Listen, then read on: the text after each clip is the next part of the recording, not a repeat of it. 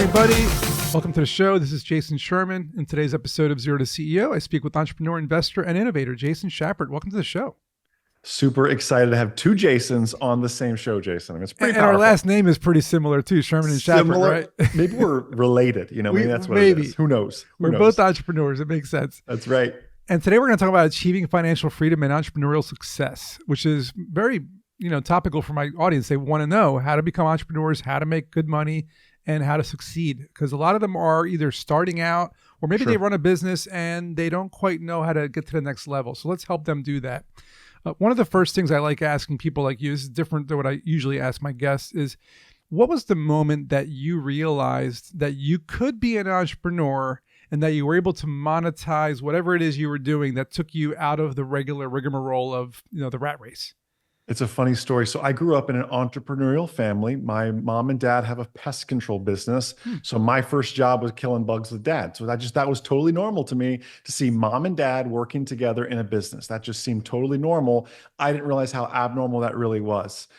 Jumping forward to when did it click that, hey, I need to be like my dad and go start my own business one day.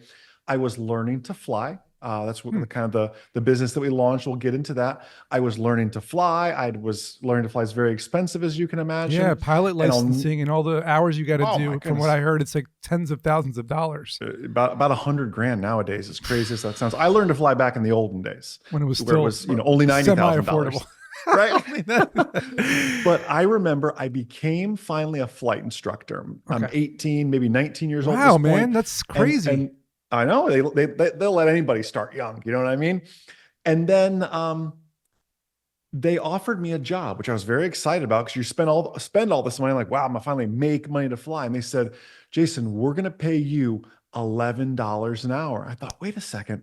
For the past 4 years, I've been paying you guys $25 an hour for an instructor, and you only pay the instructors $11. And it sounds so silly, but that's the moment it clicked for me. I said, I'm on the wrong end of this deal. Yeah. Right. They've got 125% profit margin on my time. Yeah. And your skills and the money you put into it. I mean, I totally agree with you. It's like, I want to be the guy that collects the money. I don't want to be the guy that's paying them money. I always wanted to be on top of it. So I totally By the way, that. he sat, from my perspective, sat in his office and was on the ground in the air conditioning all day. I live in Florida. Imagine these small flight trainer aircraft in August. Yeah. It's really not enjoyable. There's no air conditioning. There's no air conditioning. Yeah, I've heard that. Yeah, and in the cold weather, it's freezing up there. You got to bring a little portable heater with you. Exactly. I've heard the stories from friends of mine. So once you realized this, what was the first attempt to become an entrepreneur, and how did you overcome the challenges while building that? Well, unfortunately, early on, I had to trade time for money. And I think many of your listeners find themselves in that spot. And let me tell you something, there is no shame in having a season where you have to do that. As long as you have the mindset of, hey, this is temporary. This is for 6, 9, 12 months to set me up for the big success. Okay. So I traded time for money. I was a traffic pilot for a local radio station. This is before like traffic cameras were, easily implemented and everything else. And I flew around Jacksonville, Florida. I reported traffic accidents. So I was still flying. Yes, trading time for money, but I saved $10,000. Okay. I had $10,000, and this is going to sound really, really crazy and date myself now. I bought my first airplane for $10,000. Hey man, I'm talking that's 10,000 even cash. I'm sure maybe like 1% of the world's population can say that. So right. Well, Jason, you've never seen a $10,000 airplane. Just picture it in your mind. Okay, maybe now it's a $15,000 airplane with inflation, but it was from 1975. Original cloth seats, like you could smell it when it was coming. Like it was just never had a bath. But it flew. It flew. But you're exactly right. And one of the, focus points that someone taught me very early on when they realized I was going to be an entrepreneur, they said, you don't have to get it right. You just have to get it going. And geez, I'm in aviation. I'm taking a hunk of metal through the sky at 90 knots. Like it's a big deal. What do you mean I don't have to get it right? You don't have to have that perfect airplane with the leather seats and the air conditioning and everything else. Just get the thing Get it in going. the air. You're exactly right. And that's true. Get it off a landing strip and take off. And that's the same with a business is you don't have to get it right. You have to get it going and get it up in the air. And this also has to do with, we're talking about financial freedom here. And, a lot of people come to me. I'm not a financial person. I'm not an accountant. I'm not a hedge fund manager. I'm not a broker. I'm not a stock market guy, but I've been investing for my entire adult life. I've been, starting in my 20s, I was told by my parents, they basically forced me, I'm not joking, to put my paychecks into an IRA and said, you have to invest in an IRA so that in the future you have a retirement. I didn't quite understand what it meant that early on. As I started getting older, I realized that I could also just, put $500 a month or whatever I could afford into the S&P 500 or gold and silver or Bitcoin or whatever it was that I felt like doing, or real estate, And so now when people come to me, and it's kind of amazing to me and shocking, and I'm flabbergasted that 90% of people who come to me don't have retirement. And these are people in their 40s. These are people that are now heading into a retirement. And I'm like, what do you mean you don't have retirement? So they say, well, what should I do? And instead of me telling them, telling the audience here what I tell them, I want you to tell people now, what do you tell people if they don't have retirement? Everyone sits back and wants to time the market and do all these things. And it's not about time in the market. It's about time in the market. If you've lost those years, I mean, you should have signed up for it yesterday, honestly.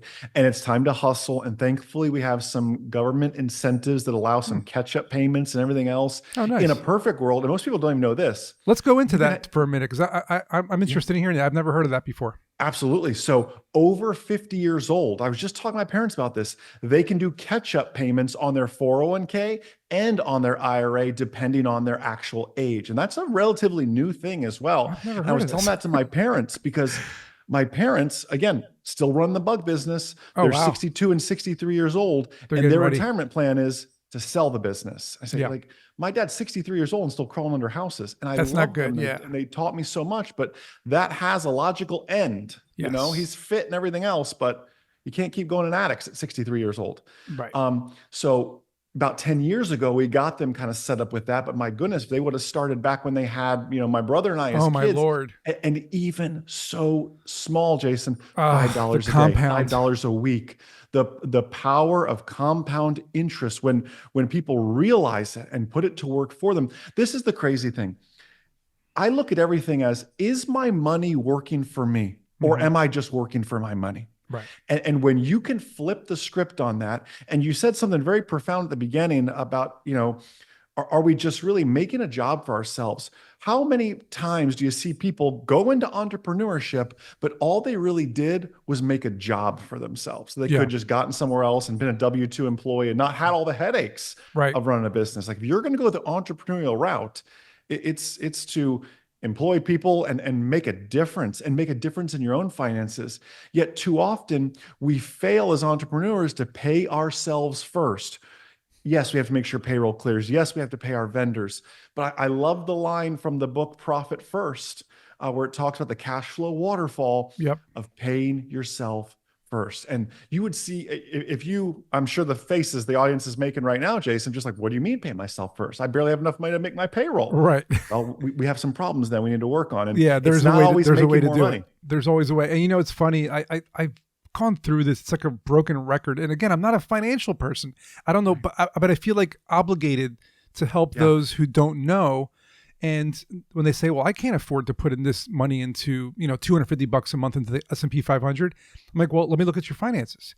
And at first, of course, they hesitate, they're shy or whatever. But finally they let go and they're spending $50 per meal at some restaurant. They're spending $200 on the movies, Uber Eats. They're going on trips. They're buying clothes. They're spending too much on Amazon. They're not even using the stuff they're spending. And the list goes on, right? I mean, the streaming services, et cetera. And I'm like, brother, you're throwing $400 a month into nothing. And if you put that into the S&P 500 in like 20 years, you'll have like $1 million. So like, I really don't know what you're doing, And so I try telling them and the light bulb goes off. Yeah, it's entrepreneurs, I feel, are more susceptible to what's called lifestyle creep. You start making some more money and it's the bigger house, it's the faster cars. Because in entrepreneurship, we ask all the wrong questions. Next time you go to a marketing mixer or whatever, just watch how many times you hear these questions.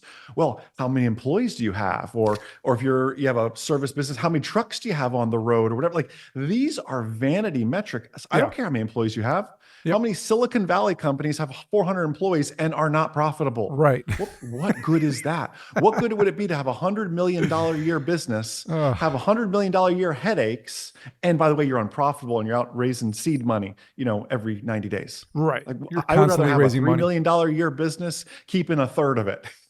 So we're talking about people that really don't have financial literacy, right? That's really the big thing here. That's what we're talking about. So if you had to give somebody advice, they're trying to be an entrepreneur, they're trying to start a business, but they're also trying to figure out their personal finances. What do you tell these people? Like, how do they get started?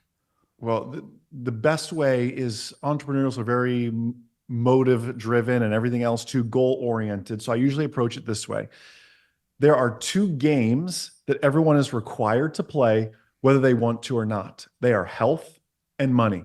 You are thrown into the arena, and whether you want to eat bad, you want to be bad with your finances, whatever. And those two things are going to affect your entrepreneurial journey. If you're, overweight, can't keep up, can't think clearly. Right. If your personal finances are in disarray, your business is not going to make it either, because then your marriage is on the rocks and all these different factors. Those are two games that everybody has to play, yet few take the time to learn the rules. If we sat down with our 7-year-old Gavin to go play Monopoly, he would lose badly the first game because he's never played Monopoly before and doesn't know the rules. Poor Gavin. But 3 or 4 laps around the board, he'd be like, right. I'm starting to get this thing. You learn the rules of the game. Right. We have to learn the rules of the game. If you can't manage your personal finances, don't tell me you can manage your business finances. You got to get your house in order first. I totally agree. And I don't normally jump into the business associated with the person I talked to this early on, but I did like the fact that you include AI in your investment platform. So before we talk about, what you actually do, what made you bring AI in and what does it do to help people? Absolutely. So we were using AI before it became this popular buzzword. It's almost like I feel guilty saying it has AI, because everyone's saying it these days. Sure. Well, and you know what I'm always amazed about, and to add this to your next thing to listen to at the marketing mixers and networking events, everyone calls things AI that really aren't AI. Right. They're not. Right. It's just this universal. I used AI to make that. I'm hearing that all the time. I don't think you really did. That's not actually AI. Right? That's machine learning, or that's this, whatever. So with that, we've essentially created a large language model, to use less of a buzzword, to use a large language model for each and every individual. So Jason signs up. We look at 56 different factors across your risk tolerance, your age, your goals for what you want to do financially in the future, your demographics, where you live, everything else, and then compare that to the fundamentals of various stocks, retirement portfolios. And honestly, I want everyone exactly with where you said. Index funds, ETFs, low cost, like just set it and forget it. We're not trying to create a bunch of day traders. And when people hear AI, they think, oh my goodness, I'm gonna be a day trader. Please don't use Moola to go become a day trader. We are a set it, forget it, and auto deposit $250 a month kind of company. Too risky and too stressful. I mean, I've been doing this for a long time. Like I said, I'm not professional, but even when I feel like, I'm doing great, then there's one day where you're not doing so great and it can wipe you out. So you really shouldn't do that. And and I'm with you, man. I've been using AI way before ChatGPT came out and people said, oh, you were doing all this years ago. I'm like, well, yeah, now it's popular. So now everyone's talking about it. So I don't feel like such a fool anymore. So let's talk a little bit about Moola in general before we wrap up, in terms of how people can, get their business going, get their personal finances going. What are they going to learn if they work with you or your platform? Yeah, the biggest thing is this goes back to the fundamentals, and all business does, right? Let's revisit AI again. Everyone's looking for that new AI tool, make me faster, better, smarter, whatever it is. At the end of the day, you can go read a book like Think and Grow Rich, written in 1937, still just as relevant today. Of course. The Lean Startup, written in the 2000s, still just as relevant today, right? Stop chasing the fancy, shiny gadgets and stick with the fundamentals, and that's what Moola is. At the end of the day, on the banking side, Moola is your grandmother's envelope budget budgeting system with beautiful technology built around it because it works. Yeah. It's the cash flow waterfall from profit first, but for your personal finances. So you pay yourself first and stop playing Netflix first and your landlord first and the power company first, because you're last on that list. And it's no fault of you. You feel you have these bills, but the system is not rigged against you unless you allow yourself to be manipulated by the system. And then, of course, there's the entire investing side of things. I want everybody to set up an IRA. Like that is my life mission. And trust me, I tell some 18-year-old kids set up a retirement account. They go, yeah, I'm 18 years old. Like, what do I need that for? I'm like, then I show them the math behind it. And they go, what do you mean I can have $1.2 million by just contributing $100 a month? That's when it kind of makes sense. Yeah.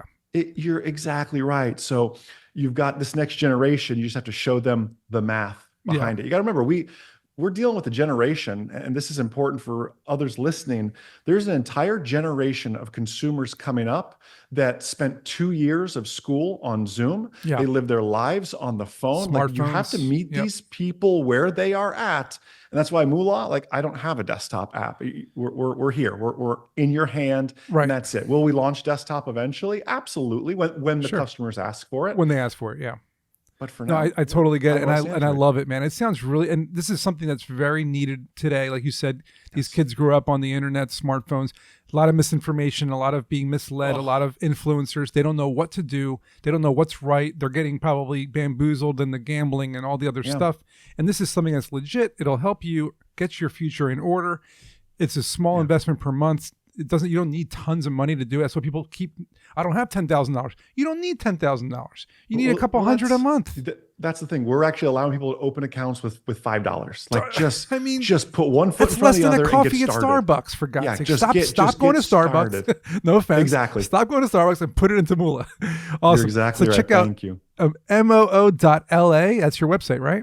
Yeah, you got it, man. Check it out, Moola, guys, and make some Moola with Jason. And thanks for listening. Hope you guys enjoyed the episode, learned something about finances, and we'll see you in the next episode.